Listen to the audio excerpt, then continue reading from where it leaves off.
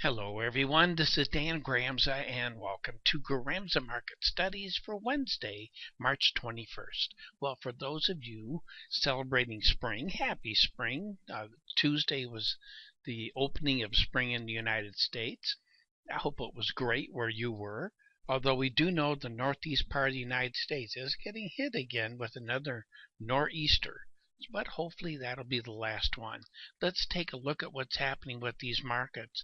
And first, yesterday I mentioned to you that the NASDAQ market and the other indices did break lower, but they broke lower on a concern about what may be happening with Facebook and how it may bleed over to the NASDAQ market.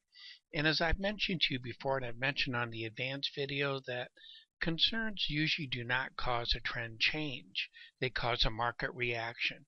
That's what we saw yesterday, day before yesterday. Now, yesterday's action, relatively quiet. Inside type day, that's the behavior we discussed.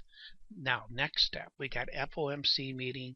We do expect an interest rate increase, 25 basis points would be the typical kind of increase, and I do look for follow through to the upside.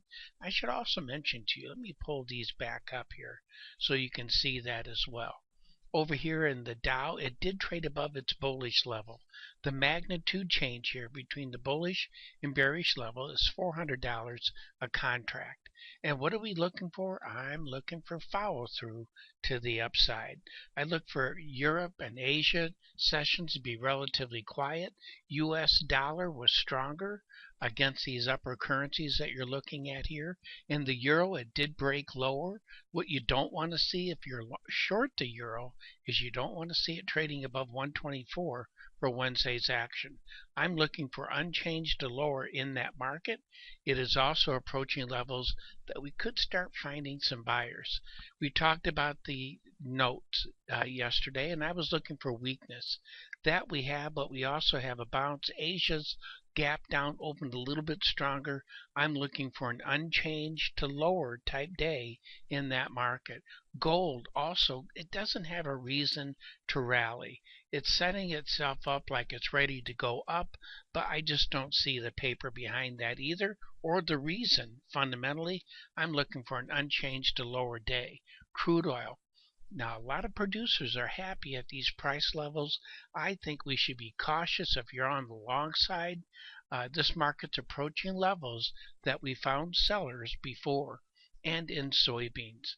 This market broke lower, and right now you can see Asia opened up a little bit stronger. I wouldn't be surprised to see an inside type day. I do not expect new highs or new lows in that market.